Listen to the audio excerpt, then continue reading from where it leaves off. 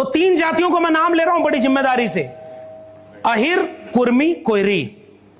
इस इतिहास को मैं यहां बता रहा हूं, आगे वाली किताब में भी लिखूंगा।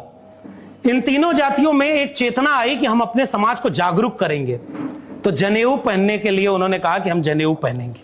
भाई हम उनसे छोटे किस बात के लिए? और तीनों सभाओं ने अपने नाम में छत्री जोड़ा था, छत्री जोड़ा था। कुर्मी छत्री महासभा, कोयरी छत्री महासभा, और यादवों में भी छत्री, वो तो कहते ही हैं कि हम तो उन्हीं के वंशज हैं। बाद में उत्तर प्रदेश वालों को तब समझ में आया, और बहुत बड़े बड़े लोगों को तब समझ में आया, अगर आप मुख्यमंत्री के बेटे हैं, खुद भी 5 साल मुख्यमंत्री रहे, तब भी अचानक कोई आएगा और आपका घर गंगा जल से धुलवा कर बताएगा कि तुम क्या।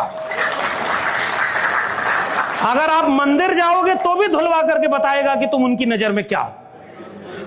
तब जाकर के उनको समझ में आया, और ये बात बोली है इस किताब में। लिखा कि जैसे ही जनेऊ पहनने के लिए आंदोलन हुआ 1911 मुरहो में, और रास बिहारी मंडल बीपी मंडल के पिता थे, उन्होंने यादवों को बुलाकर कहा कि यार तुम किससे कम हो, जनेऊ पहनेंगे हम लोग।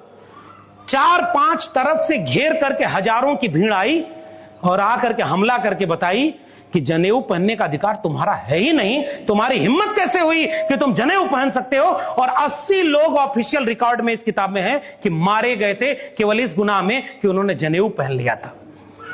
उसके बाद 1912 में कोयरी महासभा का सम्मेलन मिर्जापुर के चुनार में होता है, मार्च 1912 में। और कोयरी महासभा भी कहती है कि ये हम खेत में काम करने वाले किसान लोग, मेहनतकश लोग, हम जनेऊ क्यों नहीं पहनेंगे। और जब उन्होंने जनेऊ, और उसके बाद कुर्मी महासभा 1908 के बाद से अपने हर सम्मेलन में शपथ दिलवाती थी, और ये सारी महासभाएं शपथ दिलवाती थी कि हम ये मरने के बाद ये संस्कार होता है इसमें नहीं जाएंगे, हम जो है इसमें अपने पुजारी और अपने पुरोहित बनाएंगे, हम उनके खेत में गुलामी और बेगारी करने नहीं जाएंगे, और हम किसी से कम नहीं है, हम भी जनेऊ पहनेंगे और पहनाएंगे।